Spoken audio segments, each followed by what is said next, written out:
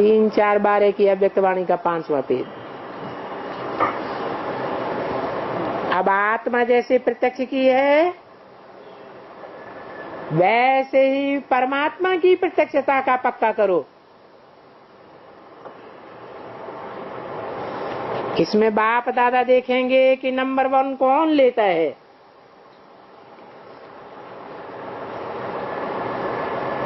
आत्मा का पाठ तो कईयों ने पक्का किया है, अभी परमात्मा बाप वर्षा दे रहा है, ये बात भी पक्की करें तो वर्षा तो ले लेवे। आपका परिवार है ना, कोई भी वंचित नहीं रह जावे। तो क्या करना है वो भी बता दिया। बाकी दिल्ली फाउंडेशन है, किस बात का फाउंडेशन है?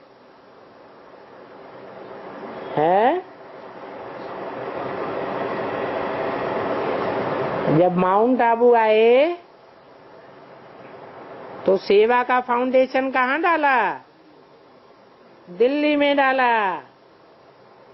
तो वो भी दिन आएगा जो ये सारी मिनिस्ट्री सोचेगी कि ये जो कह रहे हैं वो मानना ही पड़ेगा।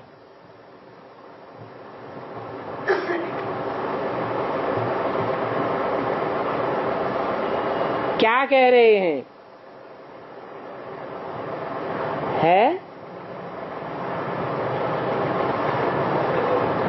ये जो कह रहे हैं कि परमात्मा बाप सुख शांति का प्रैक्टिकल वर्षा देने के लिए आ गया है,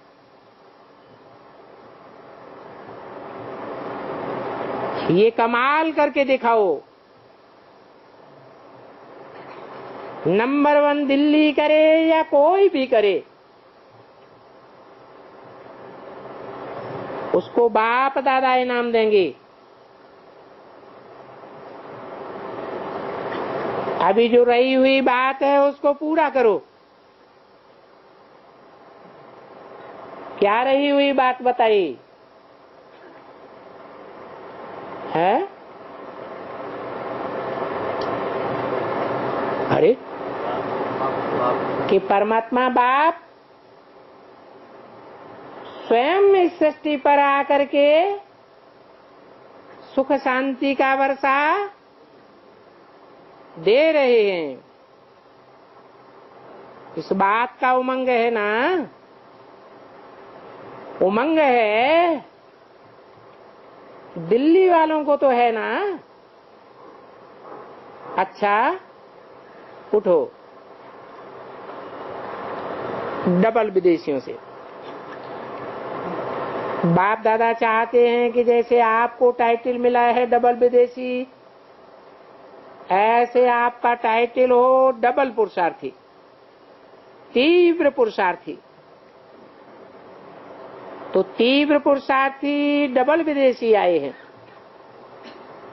हो सकता है जैसे डबल विदेशी हो वैसे तीव्र पुरुषार्थी भी, कोई भी साधारण पुरुषार्थी नहीं। बाप दादा खुश होते हैं कि हिम्मत रख करके पहुंच जाते हैं। कोई भी टर्न इस सीजन में नहीं देखा है जिसमें विदेशी ना आए हों। तो जैसे ये हिम्मत रख करके कर रहे हो, ऐसे ही अभी ये एग्जाम्पल दिखाओ कि डबल विदेशी अर्थात तीव्र पुरुषार्थी। हो सकता है हाथ उठाओ तो अगले ग्रुप में जो भी आएंगे वो तीव्र पुरुषार्थी ग्रुप, जो आगे बढ़े ऐसे अगले सीजन में बाप दादा सभी को उठावेंगे। जो भी तीव्र पुरुषार्थी बने हैं, बीच में रुकावट नहीं हुई है, उनको उठावेंगे। तो डबल विदेशी तो उठेंगे ही, और भी तीव्र पुरुषार्थ करना है, और ऐसा तीव्र पुरुषार्थ करना जो बाप दादा के आगे आकर के हाथ उठा सको। मंजूर है? पहली लाइन वालों को मंजूर है? मधुबन वालों को पसंद है ना? ये सब मधुबन वाले बैठे हैं। मधुबन वाले फिर उठो।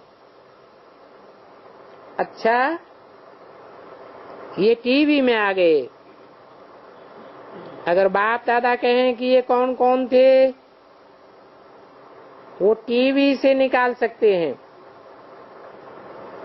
तो जो भी आए हैं वैसे तो सुन सभी रहे हैं, लेकिन मधुबन वाले तीव्र पुरुषार्थियों में हाथ उठाएंगे। अभी हाथ उठाओ। आपको तो पदम गुना मुबारक, बहुत अच्छा। बाप दादा नोट करेंगे हर एक जोन से कितने तीव्र पुरुषार्थी हैं, तो आप लिस्ट देना। हर एक जोन वाले जो नहीं भी आवे तो लिस्ट जरूर लेकर के आवे। जो तीव्र पुरुषार्थ करते हैं उनका नाम लिस्ट में लावे। ठीक है। पीछे वाले ठीक लगता है? आपको ठीक लगता है? बहुत अच्छा। बाप दादा को तीव्र पुरुषार्थी बहुत पसंद है। कब तक साधारण पुरुषार्थ करेंगे? चलना है ना? अभी तो घर जाना है, तो तीव्र पुरुषार्थी बन करके जाना है। बाप दादा को सुनाया भी हर एक बच्चा विजयी हो, ये अच्छा लगता है। ये हुआ, ये हुआ, ऐसे समाचार सुनाना अच्छा नहीं लगता है। तो कम से कम जो भी जोन है वो इन 6 मास में सभी ने तीव्र पुरुषार्थ किया, ये रिजल्ट तो दे सकते हो। अगर 6 मास तीव्र पुरुषार्थ करेंगे फिर आदत पड़ जाएगी। पड़ जाएगी ना आदत, तो रिजल्ट लेंगे। तीव्र पुरुषार्थी 6 मास में कितने बने, और बाप दादा इनाम भी देंगे। जिस जोन में ज्यादा से ज्यादा तीव्र पुरुषार्थी होंगे उनको इनाम देंगे। मंजूर है? है मंजूर? मधुबन वाले? अच्छा। कोई ने कहा पहली बारी बहुत आए हैं, बहुत अच्छा। जो भी पहली बार आए हैं उनको बाप दादा बहुत बहुत मुबारक दे रहे हैं, क्योंकि इस दुख के वायुमंडल को पार करते हुए सुख चैन की तरफ पहुंच तो गए। हर एक आने वाला अपने जीवन द्वारा और आत्माओं को भी परिचय तो दे सकेंगे, और आने वालों को ये भी मालूम हो कि लास्ट सो फास्ट जा करके आप भी पुरुषार्थी बन ऊंच बन सकते हो। क्योंकि बाप को मान लिया ना, तो बाप द्वारा वर्षे के अधिकारी बन गए। बाप दादा को खुशी है कि समय समाप्त होने के पहले अपने घर में तो पहुंच गए। बाप को भी खुशी है कि बच्चे अपने परिवार में पहुंच गए, अपने घर में पहुंच गए हैं। वो है कार्य करने का स्थान, लेकिन घर परमात्मा का घर, सो आपका घर। इसलिए बाप पदम गुना खुश है कि बिछड़े हुए बच्चे अपने परिवार में, अपने घर में पहुंच गए हैं। अभी लास्ट सो फास्ट बन सकते हो। इस बात की भी मार्जिन है। अगर तीव्र पुरुषार्थ करेंगे तो जितना आगे बढ़ने चाहो उतना बढ़ सकते हो। सिर्फ अटेंशन देना पड़ेगा बस। और बाप दादा को तो खुशी होगी कि वाह बच्चे वाह, भले आए, और आते हुए अपने आप को आगे बढ़ाते रहना, तीव्र पुरुषार्थ करते रहना। अच्छा, सभी चारों ओर के बच्चों को बाप दादा का दिल का याद प्यार, और साथ साथ बाप हर एक बच्चे को अपने स्वमान के नशे में, निश्चय में देख हर्षित होते हैं। कभी भी स्वमान को नहीं छोड़ना। स्वमानधारी अर्थात सर्व प्राप्तिवान। स्वमान की सीट बड़ी लंबी है, लिस्ट भी बड़ी लंबी है।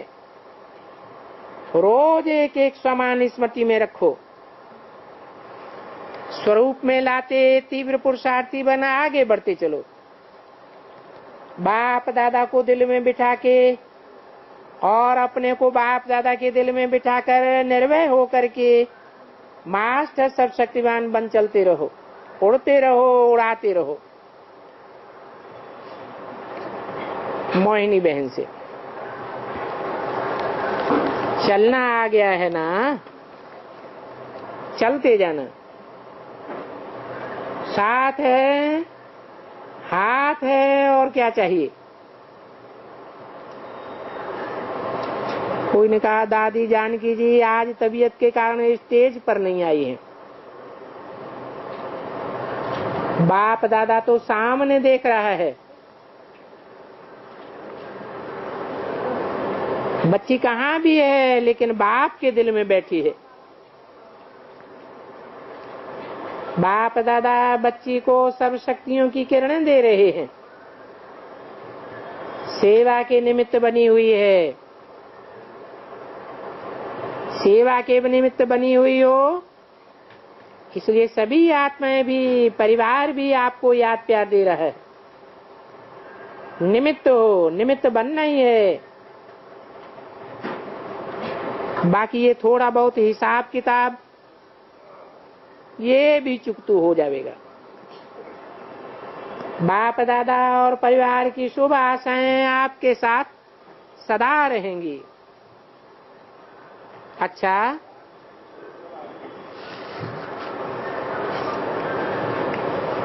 परदादी से ठीक है, हर्षित मुख है, बहुत अच्छा है। कितनी भी कुछ तकलीफ हो लेकिन शकल से नहीं लगता है, क्योंकि साक्षी होकर के चल रही हो। साक्षी होकर के चलने में होशियार हो। नंबर ले ही लेगी। तीनों भाइयों से ये मिलने की विधि बहुत अच्छी है। कौन कौन तीन भाई हैं? माउंट आबू के निर्वैर भाई, बम्बई के रमेश भाई और दिल्ली के ब्रजमोहन भाई। अभी विशेष यही है कि वायुमंडल को और पावरफुल बनाओ। जो भी दरवाजे से कोई आवे तो अनुभव करे कि कौन से स्थान पर आ रहे हैं। शांति तो अनुभव करते हैं, लेकिन शक्ति की अनुभूति हो कि यहाँ से जो चाहे वो मिल सकता है। ऐसा वायुमंडल कहाँ भी नहीं देखा है।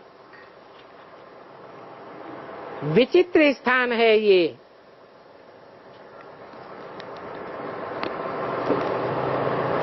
से अनुभव करें और आपस में मिलकर जो भी डिपार्टमेंट वाले हैं उनको सप्ताह में 1 या 2 बारी आपस में कोई विषय पर टाइम निकाल के हाल चाल पूछ के, कोई प्रबंध चाहिए, सैल्वेशन चाहिए, वो भी पूछें और साथ साथ कोई न कोई पॉइंट का होमवर्क देवें जो फिर दूसरी बारी पूछें। तो हर एक डिपार्टमेंट में ये होना चाहिए, नहीं तो सिर्फ काम काज करते हैं, बिजी हो जाते हैं।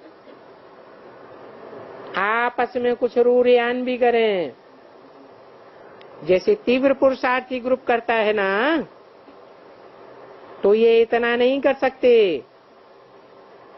हफ्ते 2 हफ्ते में ये प्रोग्राम अपने डिपार्टमेंट में रखें तो पता पड़ेगा कि क्या है और क्या नहीं है।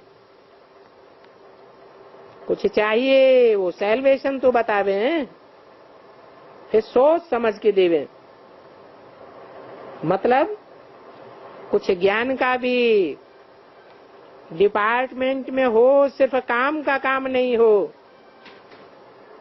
ये हो सकता है ना, तो ये करो।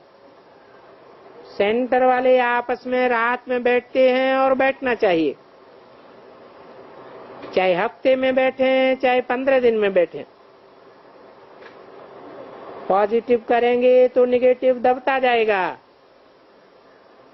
सब राय करके ये मीटिंग हो, उसमें राय करो।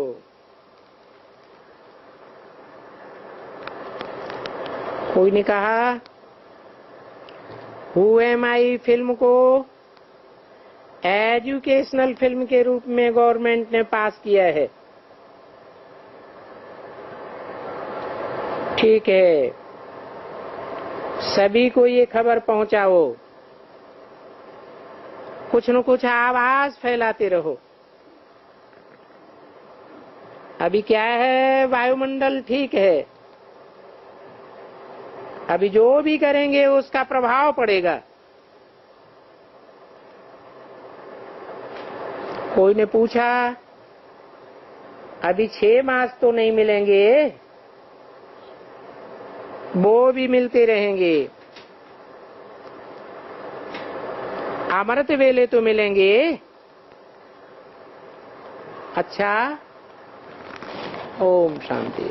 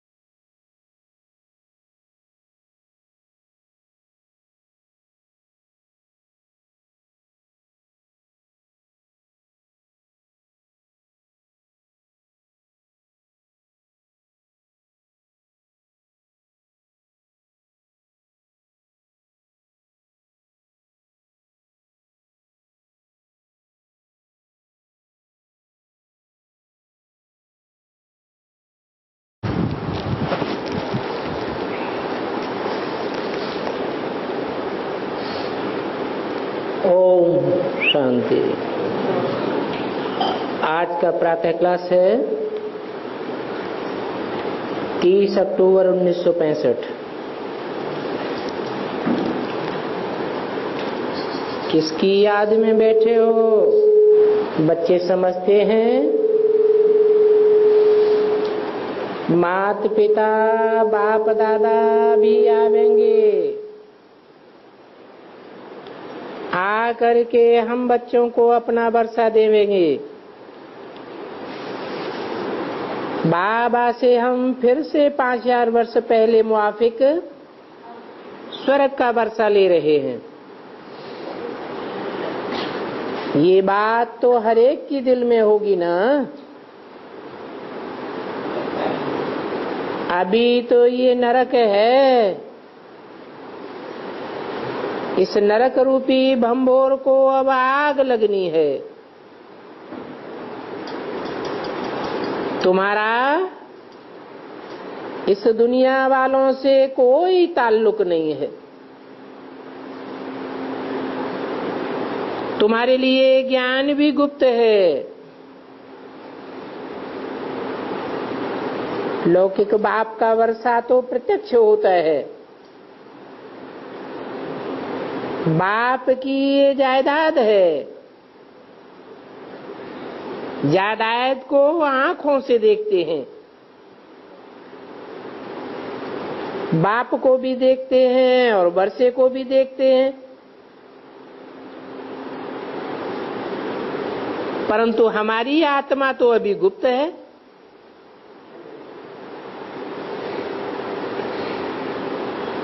इस आत्मा को इन आंखों से तो देख नहीं सकते। ना आत्मा को, ना आत्मा के परमपिता परमात्मा को इन आंखों से देख सकते हैं।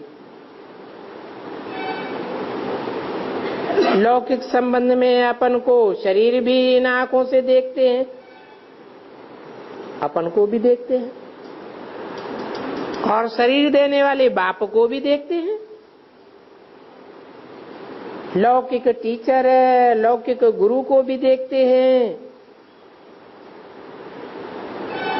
परंतु यहाँ तो बाप, टीचर, गुरु सब गुप्त है। बच्चे जानते हैं हम आत्माओं को अब ज्ञान का तीसरा नेत्र मिला है। आगे तो 2 ही आंखें थी, तीसरा नेत्र नहीं था।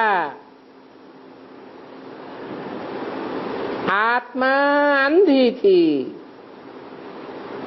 या कहें सोई पड़ी थी। अब आत्मा को जगाते हैं तो आत्मा भी गुप्त है। जैसे आत्मा शरीर में आए प्रवेश करती है, वैसे शिव बाबा भी इसमें आकर के हमको फिर से स्वर्ग का मालिक बनाए रहे हैं। बुद्धि भी कहती है बरोबर हमने अनेक बार बाप से वर्षा लिया है और आधा कल्प के लिए लिया है, फिर आधा कल्प के लिए वर्षा गंवाए देते हैं। अब फिर से हम श्रीमत पर अपनी राजधानी स्थापन कर रहे हैं, और श्रीमत देने वाला भी गुप्त है। तुम्हारी आत्मा जानती है हम परमपिता परमात्मा से गुप्त रूप में सुन रहे हैं। इसके लिए आत्मा अभिमानी जरूर बनना है।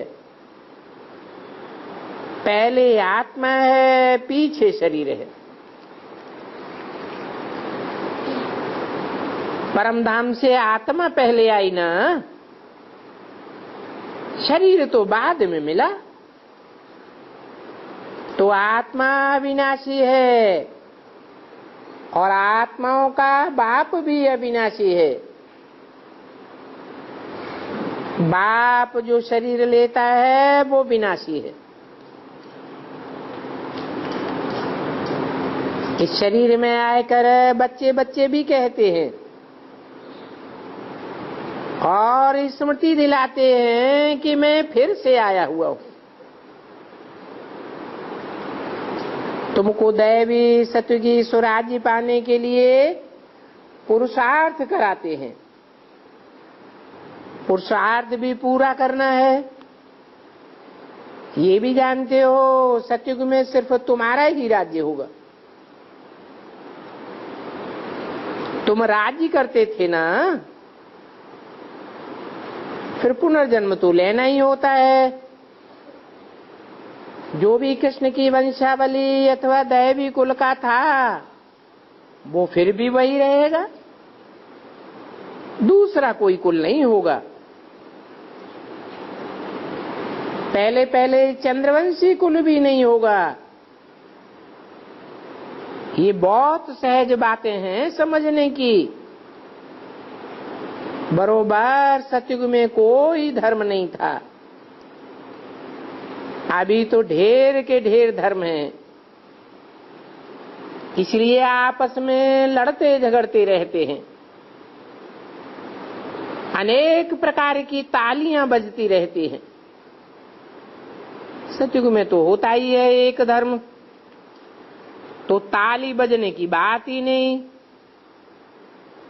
तो तुम बच्चे जानते हो हम गुप्त ही अपना राज्य स्थापन कर रहे हैं।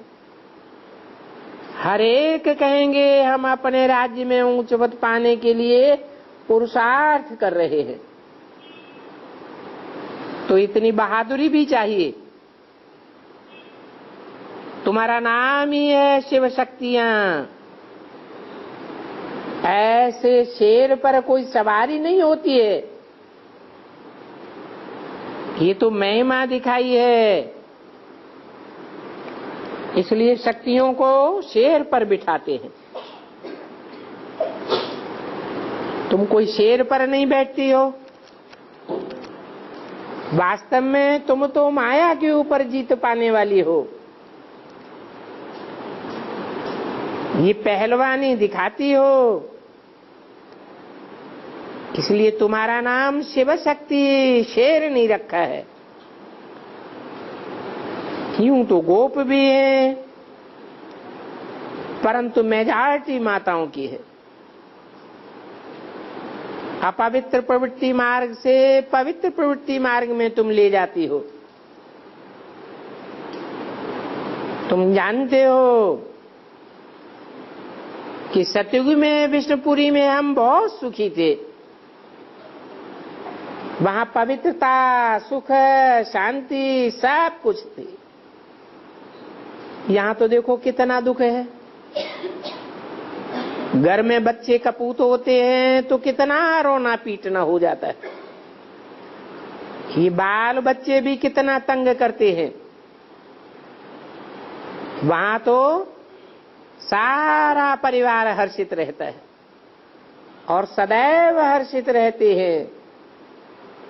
बच्चे जानते हो बेहद का बाप हमको फिर से बेहद का वर्षा देने आए।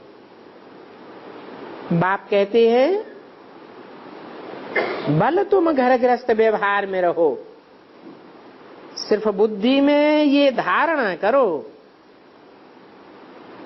ये पढ़ाई बुद्धि में धारण करने की है। अपने घर में भी रहते पढ़ते रहो, सिर्फ श्रीमत पर चलो। खान पान आदि में भी कुछ न कुछ असर तो लगी ही जाता है। इसलिए बड़ी युक्ति से चलना है। हर एक का कर्म बंधन जन्म जन्मांतर का अपना अपना है। कोई बांधेली है, कोई बंधन मुक्त है, कोई तो बड़ी चतुराई से भू भू करके छुट्टी ले लेती है। तो युक्तियां तो बहुत समझाई जाती हैं। बोलो हमको रात को कृष्ण का साक्षात्कार हुआ। कृष्ण ने हमसे कहा कि पवित्र बनो। तुम पवित्र बनोगी तो नई दुनिया की मालिक बनोगी। अथवा बोलो ये बाप का फरमान है पवित्र बनो। बाप कहते हैं मैं भक्ति का फल देने आया हूं, तो जरूर भगवान की मत पर हमको चलना पड़ेगा। मत पर चलेंगे तभी बिगर सजाए खाए मुक्ति, जीवन मुक्ति को पावेंगे। जन्म जन्मांतर का बोझ आसर के ऊपर बहुत है। जैसे बाप सेकंड में जीवन मुक्ति देते हैं, वैसे सजाएं भी एक सेकंड में मिल जाती हैं, परंतु भोगना तो बहुत भोगनी पड़ती है। काशी करवट खाते हैं तो उस समय थोड़े समय में ही सारी सजाएं खा लेते हैं। पूर्व जन्मों का हिसाब किताब सारा चुकतू हो जाता है। अभी तो तुमको बिगर सजा खाने हिसाब किताब चुकतू करना है। 30-10-65 की वाणी का दूसरा पेज। इसलिए जितना हो सके ऐसा पुरुषार्थ करना चाहिए जो हमको धर्मराजपुरी में सजा न खानी पड़े। बाप को याद करना तो अच्छा ही है ना। ये भी जानते हो कि विनाश का समय तो सामने खड़ा है। विनाश काले पांडवों की है प्रीति बुद्धि, ये तो गाया हुआ है। बाप ने सन्मुख आए करके प्रीति रखाई है पांडवों की, बाकी औरों से प्रीति रख करके क्या करेंगे। पांडवों के अलावा और सब खलास हो जाएंगे।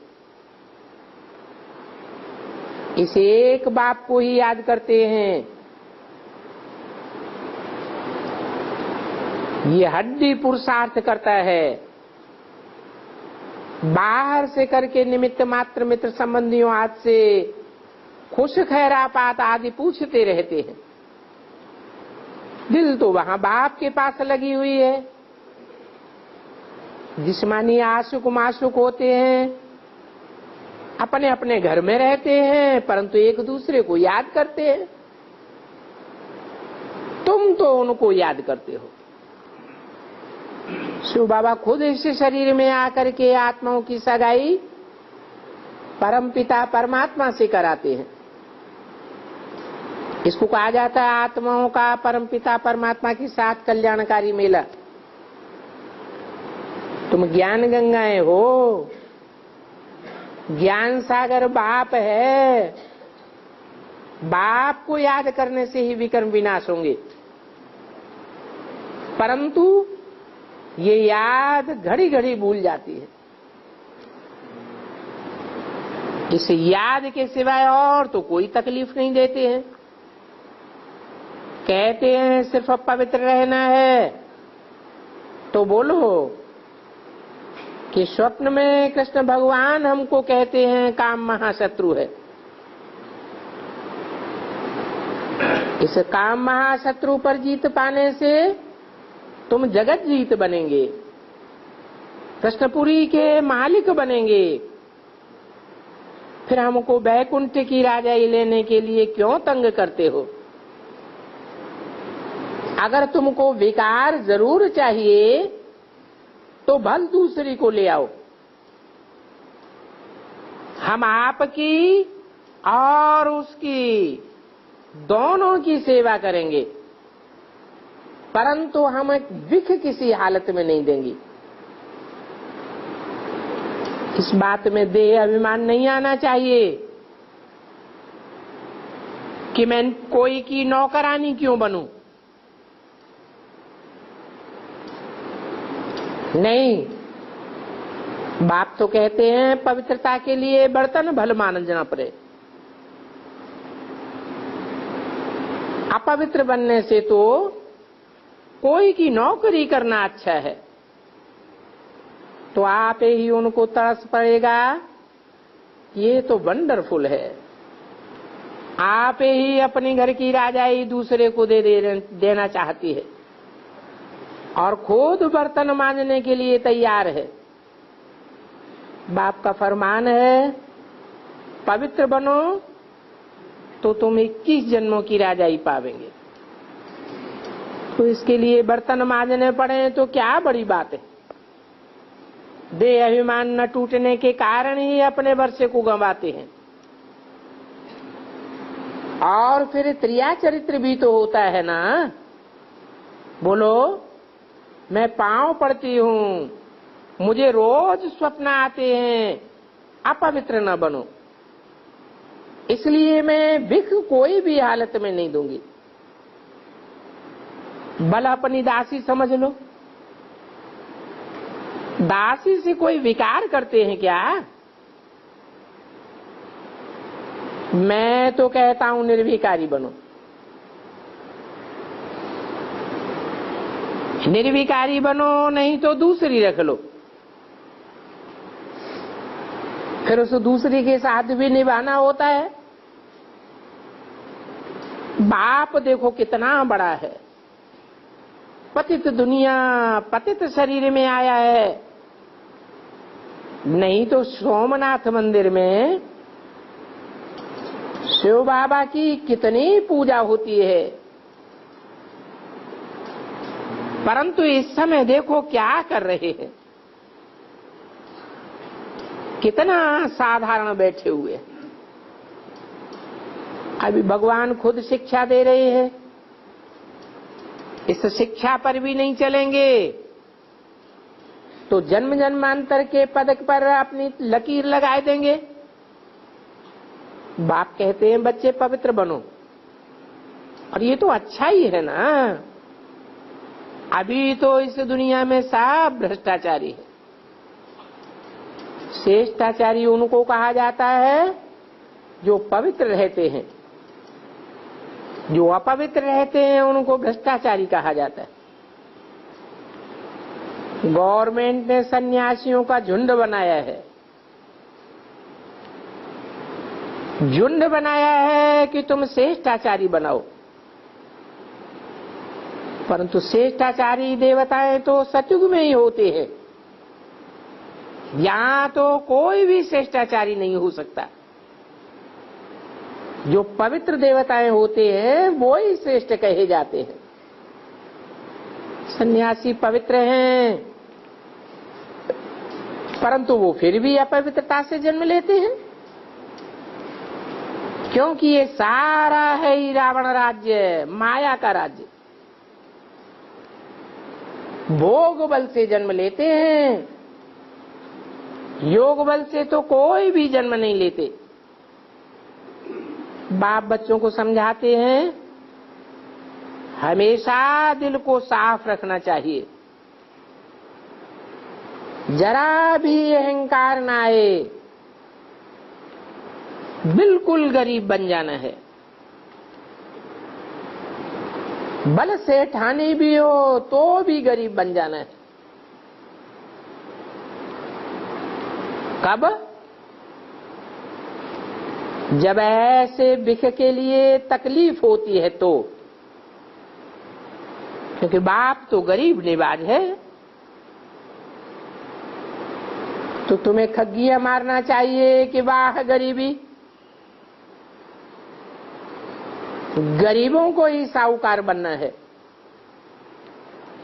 बाप कहते हैं मैं भारत को गरीब से आकर के साहूकार बनाता हूं।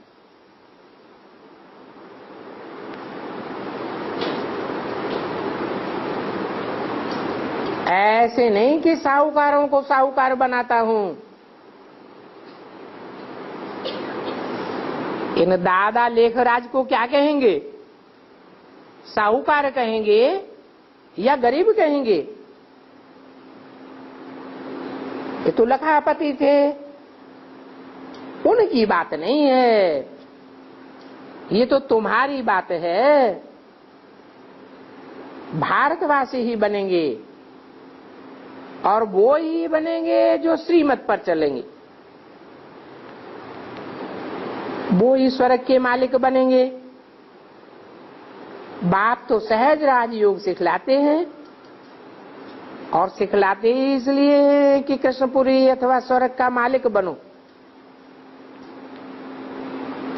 इसके लिए बाप कहते हैं पवित्र बनो। तो बोलो, हम और कोई मनुष्य मात्र को गुरु नहीं मानते हैं। ये ब्रह्मा भी मनुष्य है ना, जास्ती खिटपिट होती है पवित्रता पर। बल किसी को मार मिलेगी, ज्यादा से ज्यादा घर से निकाल लेंगे, नहीं तो और क्या करेंगे। बाप तो बैठा हुआ है ना शरण देने के लिए। परंतु ऐसे भी नहीं है कि बाबा के पास आए फिर संबंधी याद पड़ते रहे। अगर संबंधी याद आने लगे तो और ही नुकसान कर देंगे, फिर दोनों जहान से मारे जाएंगे। ज्ञान की धारणा नहीं करते हैं तो सुधरते ही नहीं है, फिर पुराने ख्यालात ही चलते रहते हैं। यहां तो कोई भी पाप नहीं करना चाहिए, तुमको तो पुण्यात्मा बनना है। श्रीमत से पूछो, ये काम मैं जो करने जा रही हूं ये पाप है या पुण्य है। बाबा समझाते हैं जो भी पाप किए हैं वो बाप को सुनाने से आधा मिट जाएंगे। बहुत बच्चे बतलाते हैं हमने ये किया है, ऐसे ऐसे गुनाह किए हैं, फलाने फलाने से हम पतित बने।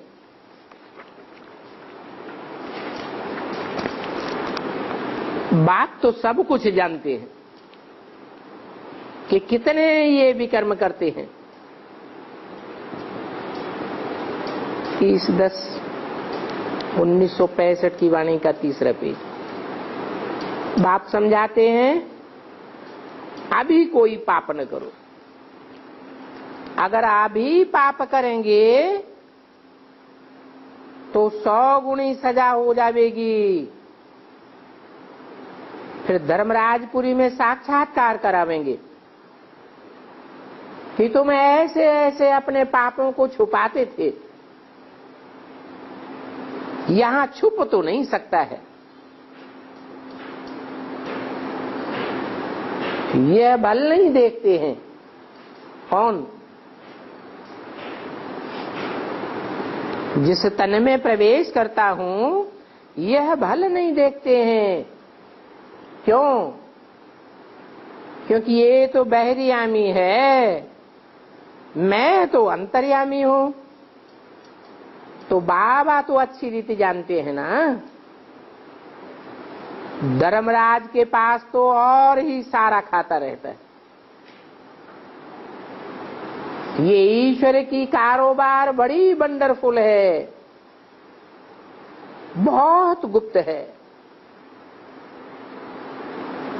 कहते हैं ना जरूर पाप किया है तब दूसरे घर में छी जन्म मिलता है। तो जरूर घाटा और जमा होता है ना। ऊपर में खाता तो है ना। अभी वो खाता यहाँ है, इसलिए बाप समझाते रहते हैं कब कोई पाप नहीं करना। कहा भी जाता है कख का चोर सोलख का चोर। तो समझना चाहिए कि हम तो अब बहुत बड़ा पाप करते हैं। 63 जन्मों में तो 1 गुना सजा चढ़ती थी, अभी तो बाप सन्मुख होने के कारण 100 गुना सजा के भागी बन जाते हैं। फिर पद भ्रष्ट हो जाएगा। धारणा नहीं होती है तो फिर ईश्वरीय सेवा कर ही नहीं सकते हैं। औरों का भी कल्याण करना है, अपना भी कल्याण करना है। अगर इसी तरह समय बर्बाद करते रहेंगे, पाप ही करते रहेंगे, तो पद बहुत कम हो जाएगा, फिर कल्प कल्पांतर का वो हो जाएगा। इसलिए जितना हो सके पुरुषार्थ करना है, ऊंच पद पाने का पुरुषार्थ करना है। पूछते हैं कि बाबा के पास क्यों आए हो? तो जो ज्ञानी बच्चा होगा वो जरूर कहेगा कि हम तो सूर्यवंशी राजधानी का वर्षा लेने आए हैं, तो श्रीमत पर जरूर चलना पड़े। देखना है मेरे से कोई बुरा काम या पाप तो नहीं होता है, नहीं तो और ही 100 गुना बन जाएगा। ऐसे करते करते फिर दास दासी जाकर बन पड़ेंगे। इसलिए पूछते हैं यहाँ किस लिए आए हो? क्या यही पद पाने के लिए आए हो? मम्मा बाबा कहते हो तो नर से नारायण बनना चाहिए ना, बिगर धारणा के ऊंच पद कैसे पावेंगे? मम्मा बाबा कहते भी हो, फिर माँ बाप के तख्त पर भी तो बैठना है ना। तो समझ लेना चाहिए कि हम पूरी पढ़ाई नहीं पढ़ते हैं। मम्मा बाबा तो नर से नारायण, नारी से लक्ष्मी बनते हैं,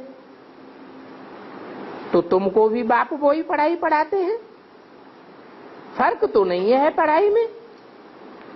तो बाप से पूरा वर्षा लेना चाहिए। ऐसे बहुत हैं जो छिप छिप करके पाप करते रहते हैं और फिर बतलाते भी नहीं है। कितना भी उनको समझाओ फिर भी अपनी आदतें छोड़ते नहीं है। जैसे चोर होते हैं ना, तो चोरों को चोरी की आदत पड़ जाती है। जब आदत पड़ जाती है तो चोरी बिगर, झूठ बोलने बिगर रह ही नहीं सकते। यहाँ तो सच्चा बाबा है, सच्चा बाबा से तो सच बोलना चाहिए। सब कुछ बाप को बतलाना चाहिए, हमसे ये पाप हुआ है, बाबा हमको क्षमा करना। माया ने हमसे ऐसे ऐसे पाप करा लिया। तो कहेंगे अच्छा, फिर भी सच तुमने बोला है तो आधा माफ हो सकता है,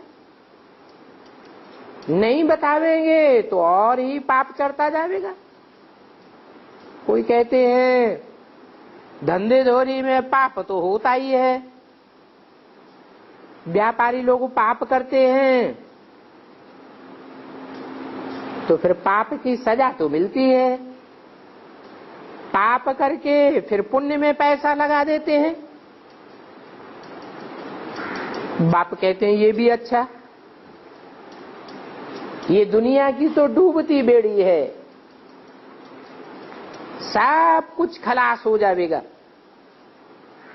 इससे तो अच्छा है कि डूबती बेड़ी में से जो कुछ भी निकले वो पुण्य के काम में लगाए देना चाहिए। ये बाप तो स्वर्ग की स्थापना करते हैं, उस दुनिया में जो भी धन की कमाई होती है उससे तो और ही नरक बनता जाता है।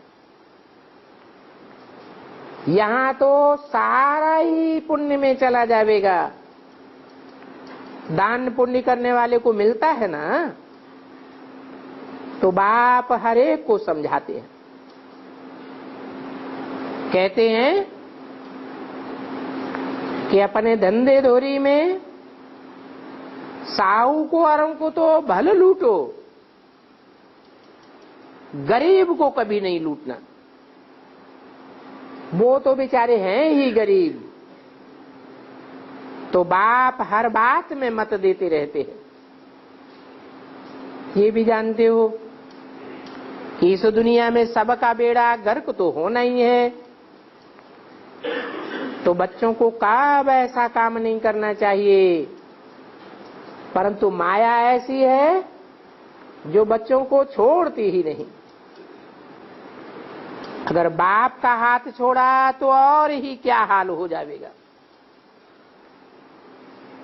माया एकदम कच्चा खा लेती है, फिर तो कौड़ी का भी नहीं रहता। ऐसे बन जाते हैं जैसे भील। पुरुषार्थ करने वाले नंबरवार तो होते ही हैं। कोई तो सुखधाम में जाकर के राजाई करते हैं, कोई साधारण बनेंगे, दास दासियां भी बनेंगे। तो यहाँ प्रजा, दास दासियां, राजा रानी सब चाहिए। पूरी राजधानी स्थापन होती है ना। अभी तुम बच्चों को बेहद के बाप से बेहद का सुर्ख का वर्षा मिलना है, इसलिए बाप की मत पर पूरा वर्षा ले लो। सदैव बुद्धि में रहना चाहिए कि मौत सामने खड़ा है। अकाले मृत्यु तो कभी भी हो जाता है। देखते हो ना, एरोप्लेन गिरता है तो सब मर जाते हैं। अब कोई को पहले ये मालूम था कि एरोप्लेन गिरेगा अचानक और सब मर जाएंगे? तो मौत तो सबके सिर पर खड़ा है। इसलिए कोशिश करके बाप से पूरा वर्षा लेना चाहिए और सीमत पर ही वर्षा मिलना है। शरीर निर्वाहार्थ है, बल लौकिक धंधा करो। बल क्यों लगाई दिया?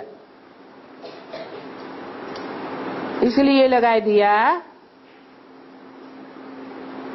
कि लौकिक धंधा करने से भी शरीर निर्वाह होता है और अलौकिक धंधा करने से भी शरीर निर्वाह तो होना ही है।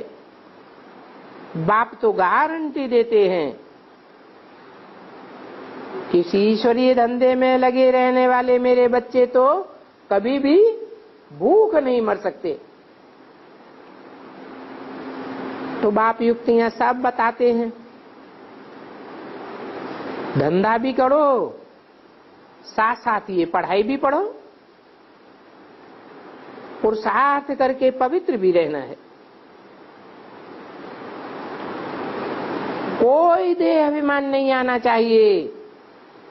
झाड़ू लगाना, बर्तन मांजना वो भी अच्छा है।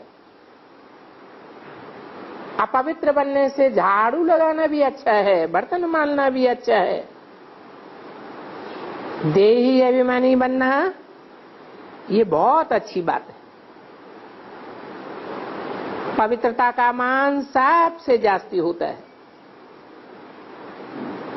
पक्का समझ लो कि पवित्र नहीं बनेंगे तो पद भी नहीं पावेंगे। ये सब प्रकार की समझानी बच्चों को दी जाती है। समझानी को धारण करते रहेंगे तो वृद्धि को पाते रहेंगे। प्रजा तो बहुत बनती है। वो प्रजा वर्ग वाले पवित्रता का पुरुषार्थ नहीं करते हैं। पवित्रता के लिए पुरुषार्थ करने वाले बहुत थोड़े निकलते हैं। ये भी जानते हो, एक राजा को प्रजा तो हजारों की अंदाज में होगी। तो राजा बनने में मेहनत है, प्रजा बनने में तो कोई मेहनत नहीं। संदेश लेने वाले, बाप से एक बार भी सुनने वाले स्वर्ग में जरूर आ जाएंगे। अच्छा, माता पिता बाप दादा का मीठे मीठे सिकीले बच्चों प्रति याद प्यार। Good morning. ओम शांति।